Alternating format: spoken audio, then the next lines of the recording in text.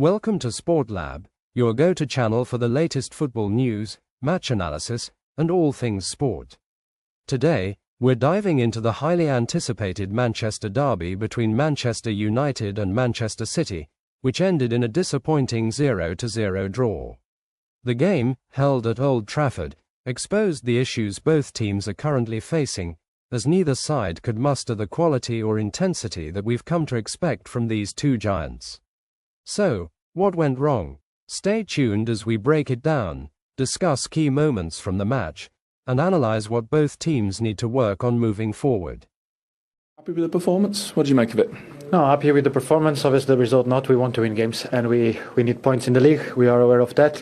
Obviously, we played against a very good side. I think the game was there for both teams. I think we were a little bit more dangerous. We create more opportunities.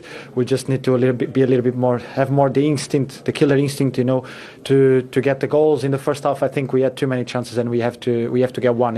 When you play against City, they want to have the ball. They will overload places and sides, and you have to be patient with your pressure. But I think we did that very well today. We are very well organized.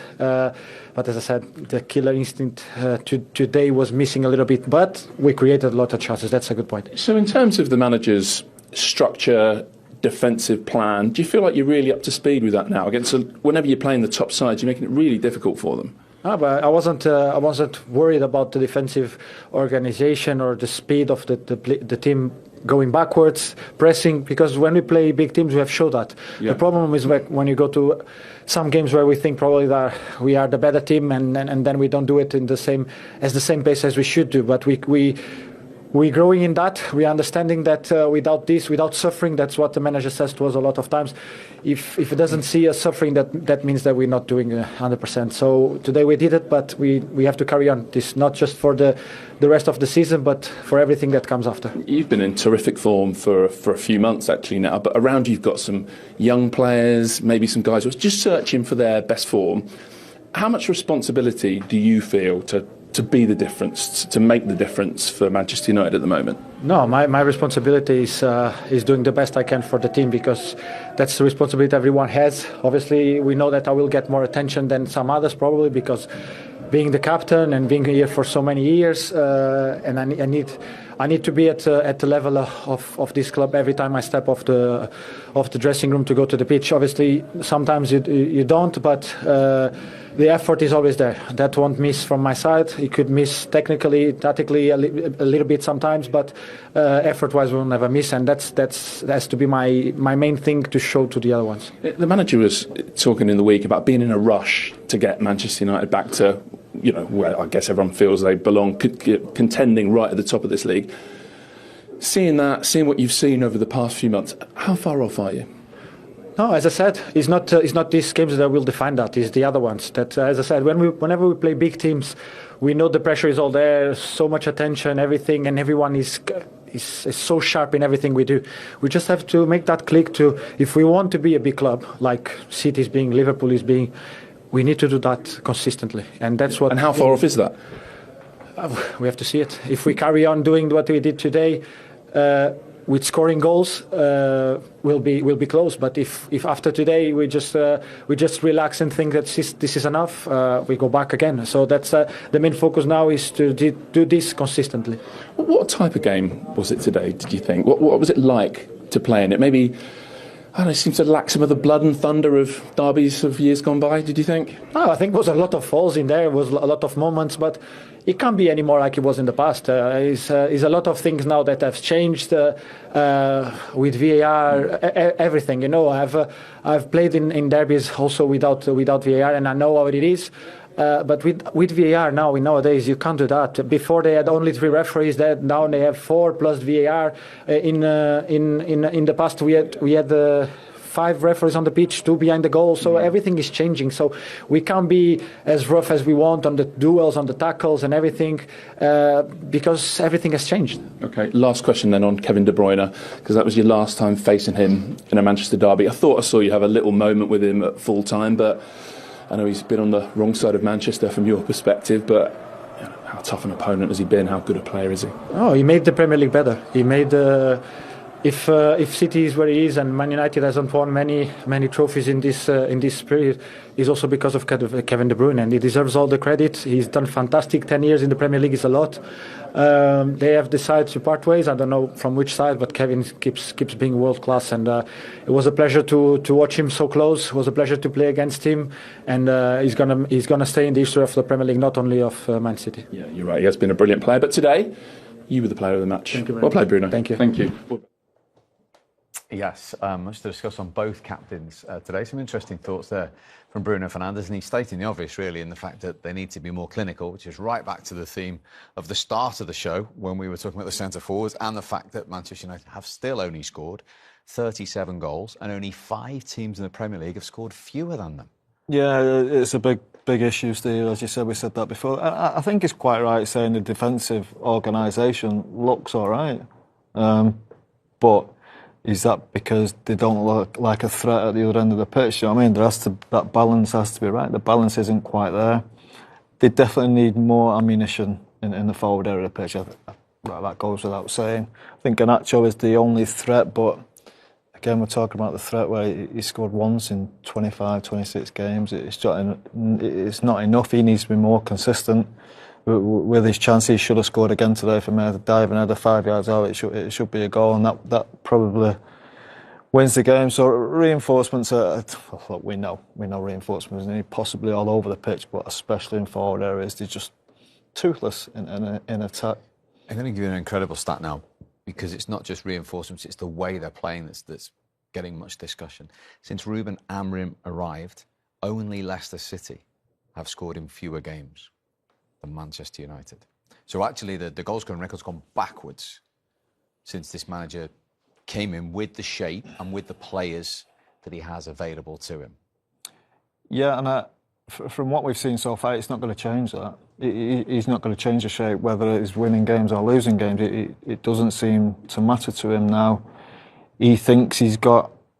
Well, I think deep down he knows he probably hasn't got the players that he needs for the shape he wants to play, but he's just getting on with it anyway, cracking on with it, hoping eventually it does come, and then when he brings his new players in, that they will be off and running with it. I think defensively, it feels like it's working, because you look at the record, you look at today, they didn't really concede any chances, I think, over the last 5 or 6 weeks. They're not playing against great opposition in the last 5 or 6 weeks, so you have to take that into account as well. And they have looked defensively solid, they do, but to win games of football, you've got to score goals. This is just the way of this club. This club is about entertaining people, having brilliant forward players. Forward players are just, they're not at the level that is required to have a team who can compete constantly for Champions League, for the title. They're in 14th in the Premier League. They're there for a reason. 37 goals in 30 games. It's nowhere near enough, Steve, and that has to change. So when he auditioned, surely being a Manchester United potential manager, he'd have put himself forward with a forward-thinking, attacking system, because he was so keen, so implement. Like he would have interviewed on his sword. This is my system, and this is what brings success. So what on earth are they doing in training? Because defensively, like you say, they do look fairly solid. But in the Premier League, to be successful, you can't just rely on being Forest, Leicester, those sorts of teams. They don't come around very often. There's not much sustainability to what they're trying to do. You can have one good season, but what could he possibly be doing in training to balance that up? Because they can't just think as soon as they start attacking, they're vulnerable. It doesn't work. A good team doesn't, the moment they attack. Yeah. Well, I think his system can be an attacking system. I think he's shown at Sporting Lisbon. They scored plenty of goals. I just don't... He hasn't got the ammunition to go out and actually score goals. He just hasn't got it. He's got Bruno Fernandes, who's capable. Xerxes, Højlund, not goal scorers. Garnacho doesn't look like a goal scorer enough. You can go recruitment right back down the years, can't you, for the last 2 or 3 years, and think, how on God's earth have Manchester United end up with one centre forward who doesn't score goals? It's incredible. It would be interesting to see if you gave Ruben Amorim and said, what is your ideal 11 for the system that you want to play? I wouldn't be able to name the players that he'd want. It doesn't really just quite make sense. He did well at Sporting, and I'm sure I'm sure he's a top coach when he's on fire and when the team are flowing. But it's just really, really hard to work out what his team looks like when it's successful, being both solid at the back, which every title-winning team needs to be, but also effective going forward. That's the one thing that I'm just struggling to see. We have to cut him some slack here in the sense that the way he wants to play, you have to recruit players for that specific way. And obviously they've been recruited for the previous managers. Absolutely, no doubt. But like a high-end player, which Man United have signed, and players have proven that they've signed them, and other people have wanted these players. So they could have gone on, hypothetically, and gone and played for a team that's successful and done well. And you look at Anthony, you look at Rashford. They're in a system that's working. They're not amazing. They're not gone into systems that are groundbreaking. Look, I know Anthony's gone into a Pellegrini. That's very, very simple in what he wants from them, but he seems to be shining. So that's all I'm asking. These guys aren't awful players. They've not recruited terrible players. They should be able to coach them into some sort of system, like working with them every single day. Like that's what you forget about a professional footballer. Joe, when you said there wasn't much competition, I don't remember much competition for some of the players they did sign. I don't remember being a fight over Joshua Zirkzee all around Europe. Ugarte, Højlund, possibly. I think Højlund might have been one who people could have wanted because he was so young. Anthony, who I can't think of many teams. They're not fighting for players who other teams want, are they? And that's possibly an issue as well. But Man United for huge money, that's wild. Bad recruitment. Yeah. Terrible recruitment. And in terms of what you're saying, that the players don't fit the system and he hasn't got his own players, we're not expecting a huge turnover of players this summer to try and make an instant difference at the start of next season. So is that a concern as well? It has to be a major concern. Where's the money coming from? Obviously, we've seen the interview from Sir Jim, and it didn't make good reading. You don't think like he's got a war chest to go to war with.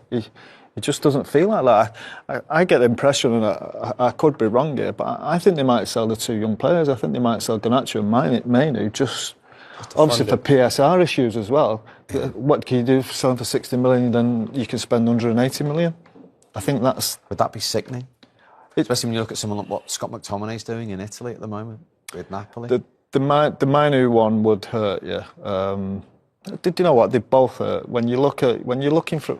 OK, Garnacho's come later, but Mainu, you're talking about a boy who's come to Man United at 6, 7 years of age. Now, he's been coached, he's been right through the system up to 18, 19 years of age, come through to the first team, but a brilliant year last year, not so good this year. It makes the academy system fail, really. It makes it look bad that they've had to sell that player. And that's just because of mismanagement that's happened through the years now. I'm open wrong. I hope they don't have to do that. But the noises you hear, it has to be a big concern. And for Manchester to be in this position, you look back at Manchester over the last 20 years, you think, get any player in the world, any player they want. And we had a brief conversation before.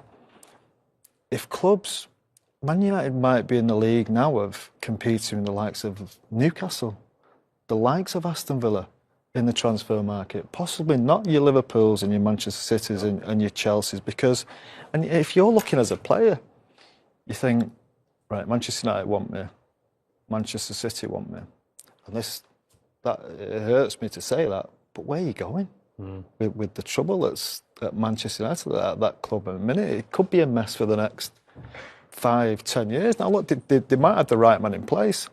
And they're saying, Amorim, is he the right man? He's got a big job. This is a big job for anyone. Whoever the manager is, whether it's Pep Guardiola could be there. This is a major seen job. Some of Europe's biggest names in there, haven't we? Yeah, exactly. We've tried everything. Now it's time to just stick with the system as he's doing.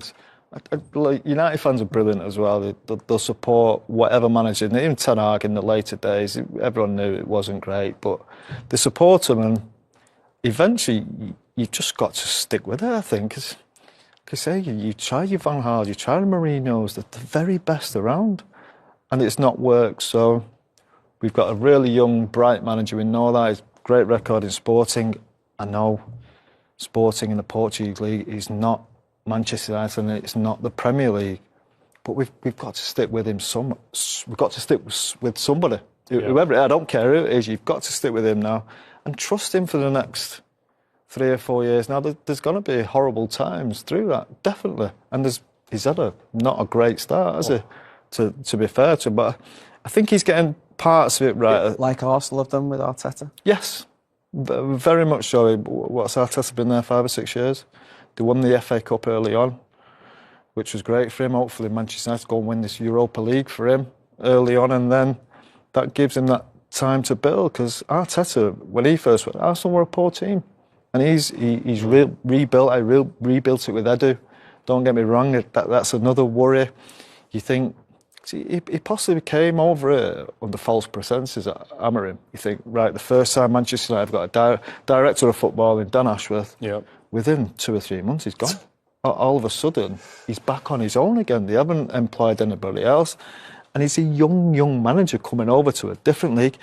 Another thing, he's got a really young set of staff with him as well, which sometimes I think it might be a good idea to try and bring somebody experienced, especially a bit of experience of the club and the league. The club and the league especially. And there's plenty of people out there, he obviously doesn't want to do that, but he needs help around the training ground every day. I don't know if Jason Wilcox is now that man.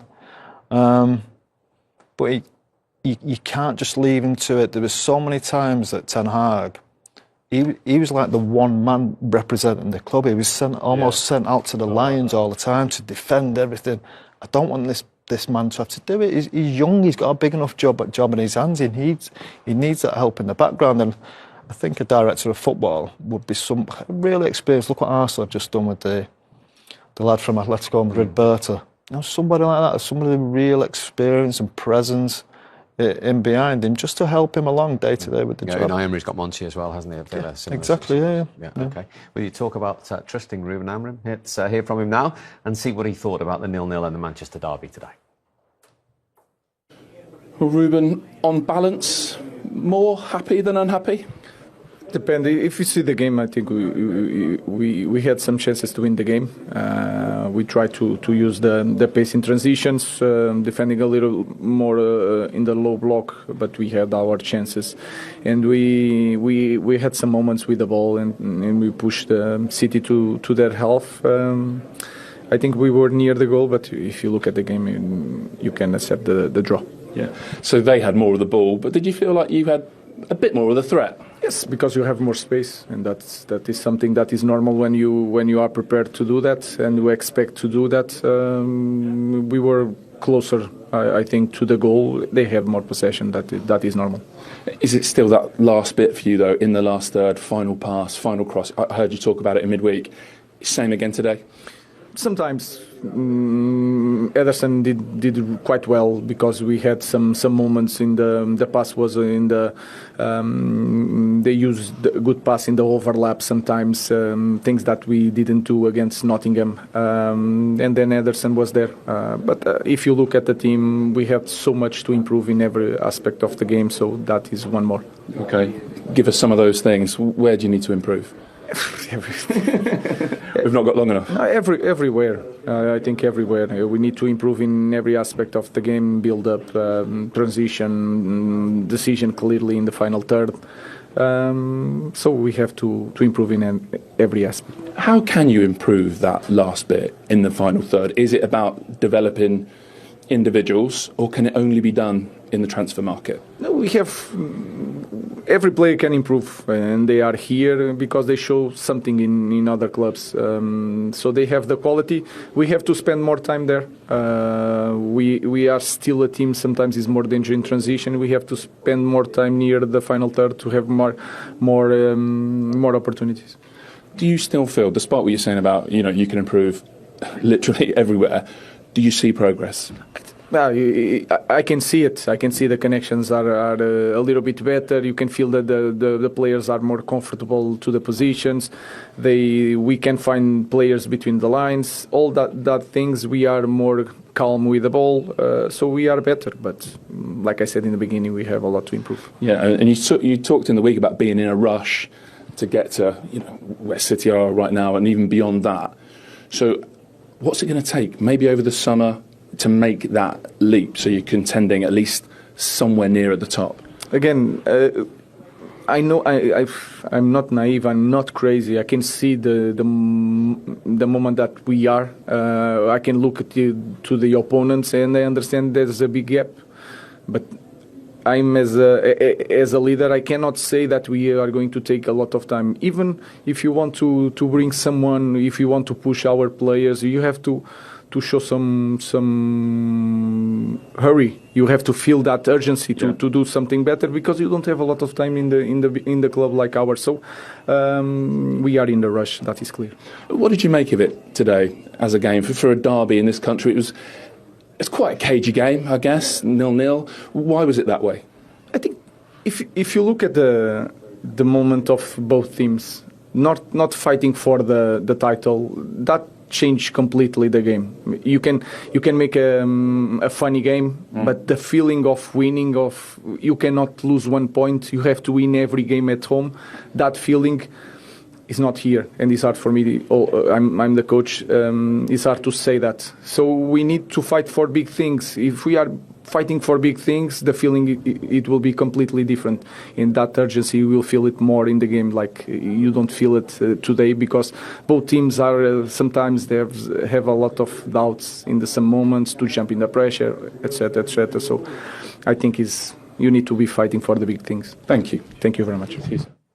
That's the thoughts of Ruben Amorim. Let's go to Old Trafford. Speak to Dimitar Berbatov again, who's been there all day for us. He's saying there, the United coach Berba, that you could feel the game, with no titles on the line, it didn't quite matter enough to both sides. Did it feel like that in the stadium? Maybe a little bit, but sometimes when you don't have the pressure of fighting for the title, this is when a good game can open up. You have more opportunity to score. You play without pressure. I really thought that this was going to be one of these games, but today was boring, in my opinion. Yes, I think we're all in agreement with that. Ruben Amorim saying they have to improve in every aspect. What's the biggest area you think United need to work on for quickness and improvement? Well, if you don't score goals, obviously, if you don't score enough goals, obviously people will point out this is the area where United should improve, especially when you look at the history of the club with all the goals that were scored, the players that used to play and scoring goals and entertaining. So obviously, me as an ex-striker as well, I'm looking first there. And we speak about this all the time, that more goals should be scored. And of course, everything is connected, the ball from the goalkeeper to the defense, midfield, and then going to the striker. And today, to be honest, I saw a glimpse of good connection and transitioning when the team was going to attack, but still that goal was missing, and maybe they need to work, and Ruben said, to improve everybody on that final third, on that final pass and finishing. Berb, you're in that good shape, you could still play. So just for a moment, put yourself in this current United team in Rasmus Højlund's shoes. We showed at half-time his average position. It was back inside the City half, with only Garnacho ahead of him. I mean, how would you feel being asked to play like that as a United centre-forward? Oh, with exception probably one to two strikers, no striker likes to track back, no striker likes to defend set pieces or corner or whatever. The strikers likes to get the ball and score goals or make assists. That's it, period. So when you play games like this today, or when you need to chase after the ball or stand behind the ball, you're going to get frustrated, you're going to waste your energy. Then when you need to sprint forward, you're going to get tired. Then your brain is not going to make a good connection with your body and reaction. So it's difficult, and I can understand. I've been there, and I know that sometimes it's very tough. It's one to speak from here, from the outside, completely different is to be on the pitch and to play the game and to score. I think Rasmus is given everything he can, but sometimes he's wasting energy on the places on the pitch where he shouldn't do that. He's tried to impress, to show willingness that he wants to be there into the team, and I understand that and I respect that, but the only thing missing here and the most important is the goals. Do you think he's getting enough service, him and Zertsky, when they play? No. Are there enough balls going into the penalty area for a centre-forward to feed off? And even if they go, the balls are not good enough for the centre-forward. When you play teams like City or clever teams or even big teams with big defenders, this type of balls into the box, like just put the ball there, yes, sometimes they can work. Sometimes that's how we used to score goals as well. But when you have big defenders against your defender who thinks, they will intercept, they will read the game, they will wait for that cross. So the more intelligent the midfield player is, the more chances he can create for the striker, and vice versa, of course. If the striker is intelligent, he knows where to move. So this is the area I think they need to improve.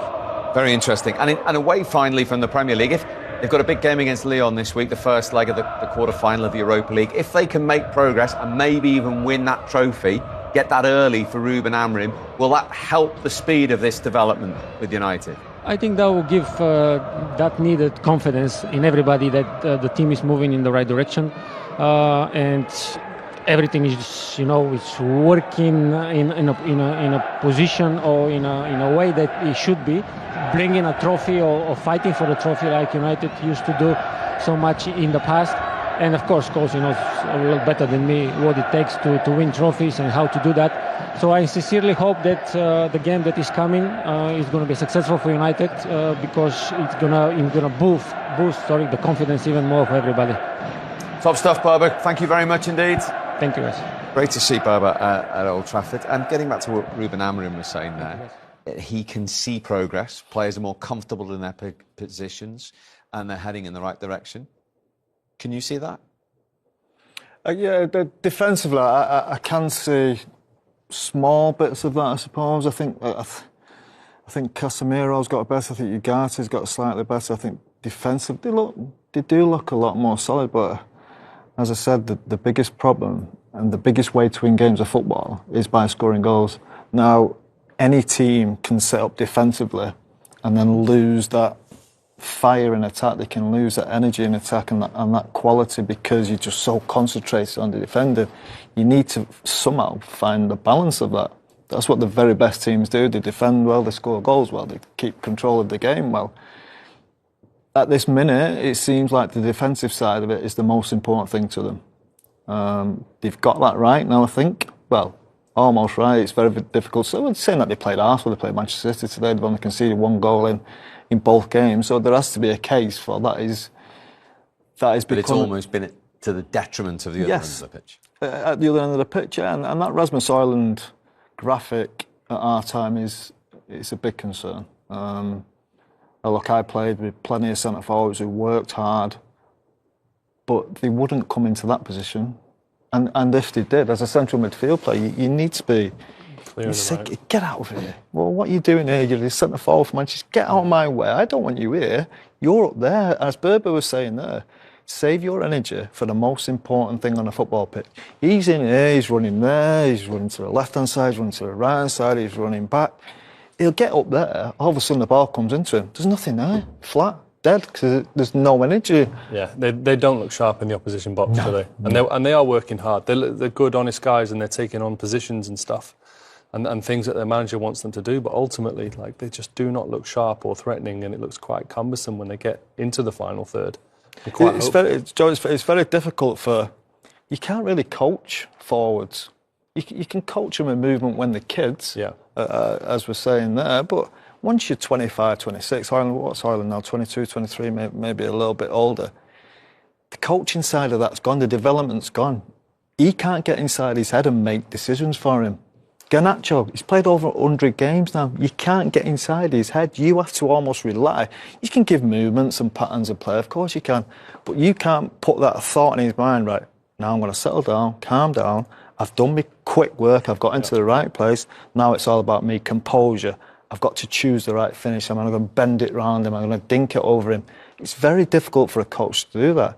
And coaches, when you're forward, you need good players. You need top-class players at proper clubs when you don't need that. You think of Manchester City down the year. Well, you look at Haaland. You think Pep Guardiola tells Haaland how to finish? Yeah. Absolutely no chance. You think he tells him how to calm down in front of goal? You don't have to. And that's where recruitment comes into it. Look, Højlund's still a young player. I still think if he gets chances, he can finish. And he has shown it, funnily enough, in Europa League games more than anything. The big worry for him now, and especially in these last 20-odd games, he doesn't get chances. And now you can blame your midfield, you can blame wide players all you want, but I just don't see the cleverness of movement. And there is a lot of pressure on me. He should be one of 2 or 3 strikers. To be a young lad, as a number 9, be rotated. Yeah, go and have a sit back for half a game or 2 or 3 games. Have a look, see what it's about, see what I think I could do. he hasn't had that time to do that. And look, 2 or 3 centre forwards are most, and there's not so much centre forwards, but just forward players who know what they're doing with real quality. Say for the likes, we've highlighted Bruno as probably the best player that Manchester United have got. And when he gets his head up, as you've been in that position, being one of the best to do it, Kevin De Bruyne, they've got no certainty. They can't have the quick thinking of getting the ball out of their feet and thinking, I know where I'm going to flip this. They're having to get their head up and think, where is Rasmus Højlund on this pitch? Yeah. Is he behind me? Is he to the left? It's usually behind them. Exactly. Yeah. And you know when you're at your best and you're at your smooth best, especially if you're going to be a transition team, which it looks like they're trying to do at the moment, which is very much defend well and turn over. They need to be quick to, because the Premier League defenders are also fast now. Yeah. A few times Man United turned over, and Garnacho, one of the quicker players through the pitches, streaming forward, but eventually Premier League players will get back. No matter what level, whether it's Manchester City or whether it's Southampton, they will get back eventually. Yeah. So, the most creative player and the best player, Bruno Fernandes, can't get it up and play on autopilot. He has to create it in his head and work it out, and that is why Man United on the turnover, they're just not threatening. That's what they're. And you flip that, you look at Forest.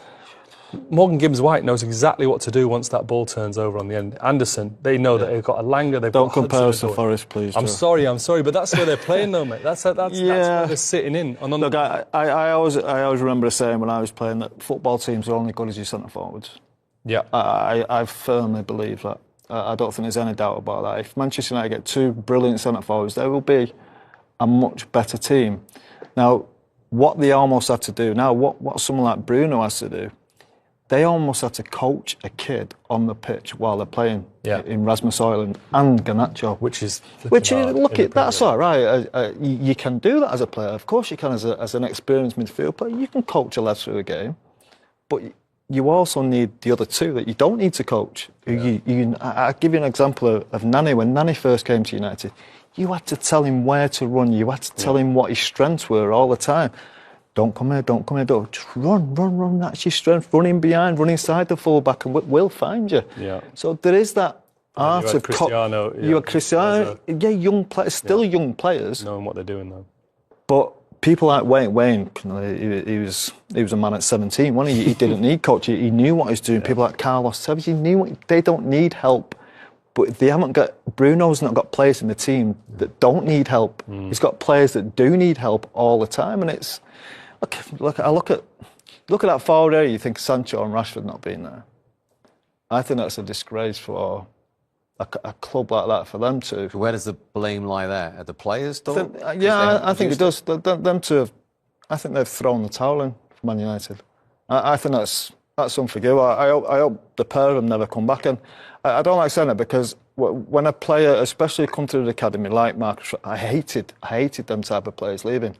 But the sulk he had on while he was playing, and when a new manager came in as well, come on, give it your best. This football club who's had you as a kid, they paid you forget about the money, but they paid you so much money, and you throw the towel in for this massive football club who's give you everything, and then you look at your Manchester United now without a centre forward, always running around for Aston Villa, right? He's playing centre forward, scoring goals. When he goes to I still don't think he's been great at Aston Villa, to be honest. I still think he's a bit sulky. I thought he was sulky for England as well.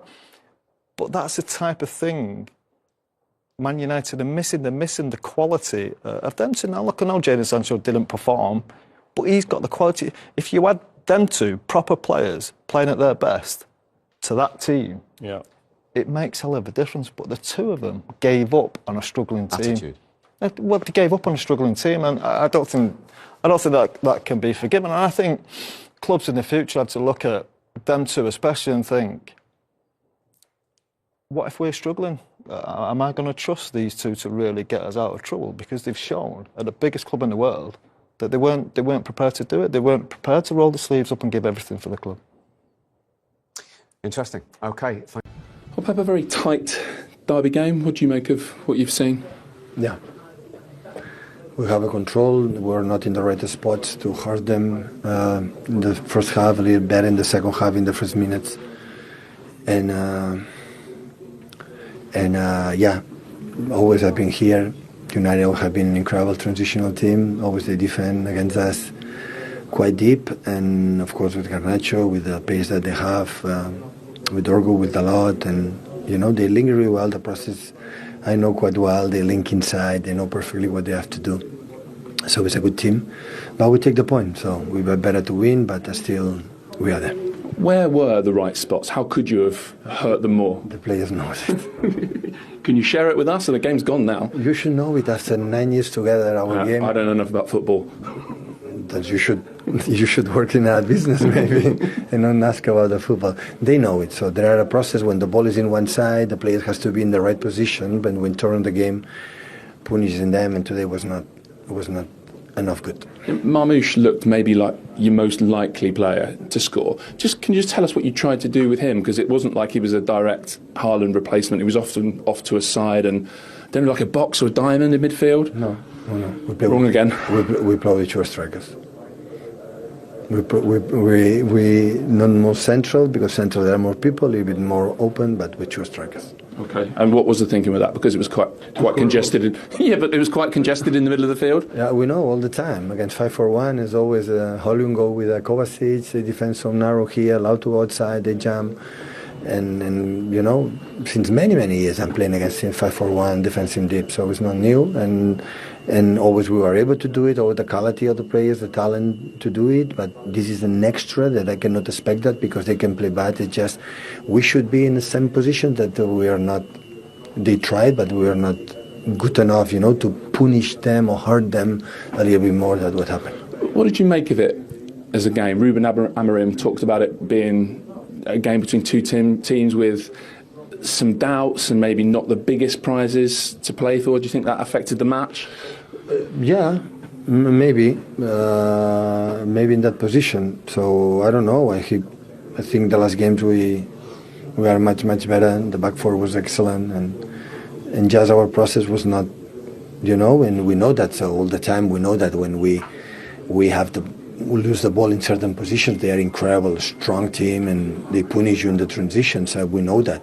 So they are really good in that. And of course, always you have to be a little bit alert, but always you can find it. So all the time we came here and when Etihad, I think Ruben is going to try to make incredible good build up. I know they do the process really well, but mainly is a team, but a transitional team, and counter-attack is so dangerous. Lastly, you've talked about making progress in recent weeks. What does today tell you about where you're at as a team and maybe the work you might need to do over the summer to get back to your really high standards? We will take time. So the players, the last two games and today, they give everything. And next season will be the season. Now we have 8 games up front plus the semi-finals.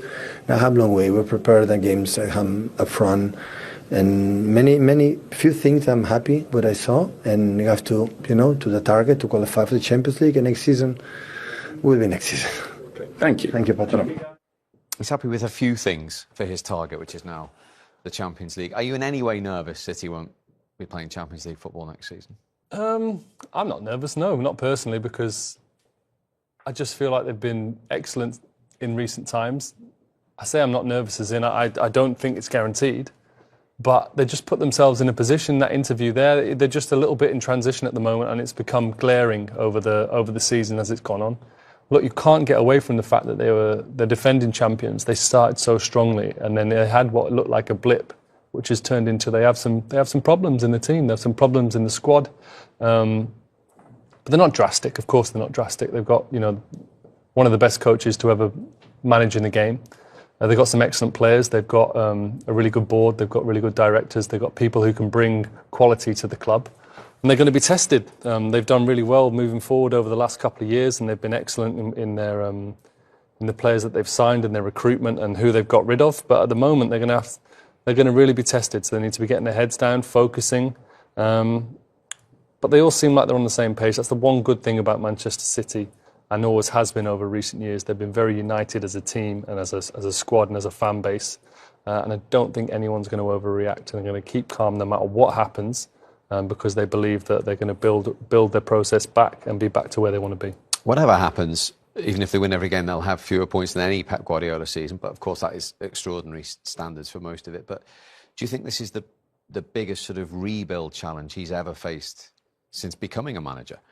Yeah, I think you'll have to say so. Other than the very first game he went into, I suppose, with Barcelona, because Barcelona was struggling at the time. I know it weren't his team he was taking over, but You saw what he did with that, and I'm pretty sure they've added players. So I think City have to be really careful with this top 4 or top 5, which is likely to be. You see the teams in and around and playing well. Aston Villa playing well. Newcastle have got two games in hand, and it won't be easy for that group of players now going into these final 7 games, only fighting for 4th or 5th. They could still finish 3rd as well.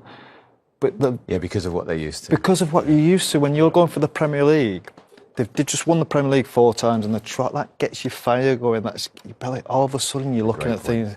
Even if it's 3rd, 4th, 5th, it's almost. You know what I mean? So what? But I know it as. Is that the elite mentality? Yeah. They're just not interested in 3rd. I won't say you're not interested because there's a carrot, but it's not the main carrot. There's a carrot there, but it's a very tiny carrot. Do you know what I mean? It's not a. Those training sessions feel different, don't they? Everything everything that you're doing, yeah. Intense. The fire goes out your belly. It's usually when the sun starts shining at the end of the season. Yeah. That's when you know it's on. I'm not getting that medal at the end of the year for coming 3rd, 4th, or 5th. I'm just getting. I'm not saying just getting Champions League because that's where they want to be, but when you see that game today, there's a flatness about it. Yeah. And that's what happens. It could be look, I don't know what games they've got. I don't know if we're going to show what games they've got coming up. They've but got Palace at home next. Palace at home. Well, the home games, you'd think they'd be all right because I say the crowd's not a great crowd, but the crowd, the crowd, as you know, Joe, that's why you're laughing. No, I don't. That's why you're laughing, yeah. But they'll need help to get through, and they have to be very careful. They say you're used to winning different things, and that FA Cup thing might be something that keeps massive, the fire in the belly. It is massive. But you look at the team now, you look at the midfield play. The zip has just gone out of their legs, Joe. It's just not there. That team, they could play football to the 60 years of age, playing that way today, because they're technically brilliant. They keep the ball brilliant. But eventually, you've got to commit somebody. De Bruyne, you see his legs aren't quite right. He's making little runs through, but there's no zip to go with it. He's not got the zip. He's not got the confidence to know he's going to run through. You've seen him there a couple of years ago, running straight through the middle, through on goal. Yeah, today, he's making the run, but it's almost like a token gesture. Think, I'll get here. I know. I kind of hope they don't pass it to me. And then players are almost know as well. I say, no, if I pass it, he's not going to run through. I think Gundogan's exactly the same. Yeah, Gundogan, Kovacic. Yeah, the brilliant footballers, Joe. But once that zip goes out your legs, you know, oof. You need the Fodens, you need the Dokus, you need the Mamouches. You need them really. They aren't quite performing at this minute. Well, they're not. They're not taking it by the scruff of the neck, but. They're good players, and they've got, like I say, they've got a great coach. They've got a little bit of time now. They're not in Europe. They've got time to be coached and have discussions. But every game, I think sometimes that's worse, Joe. Having time. Sometimes playing games is better all the time. So then you sit back thinking about it. You relax in training, as you said. You're not quite on it, and that could happen when you're not going for a medal at the end of the season. The main medal. The Manchester derby at Old Trafford ended in a goalless stalemate, with both Manchester United and Manchester City failing to impress in what was a rather flat affair.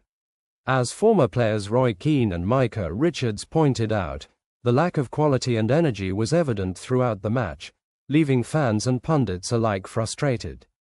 For Manchester United, the issues remain in attack. Despite showing some sharpness on the counter, they couldn't capitalise on their opportunities. Alejandro Garnacho came close in the first half, and Manuel Ugarte missed a chance in the second. Rasmus Højlund, who struggled with just 15 touches and no shots on goal, was subbed off, and even his replacement, Joshua Zirkzee, failed to break the deadlock. On the other side, Manchester City still looks to be in a transitional phase.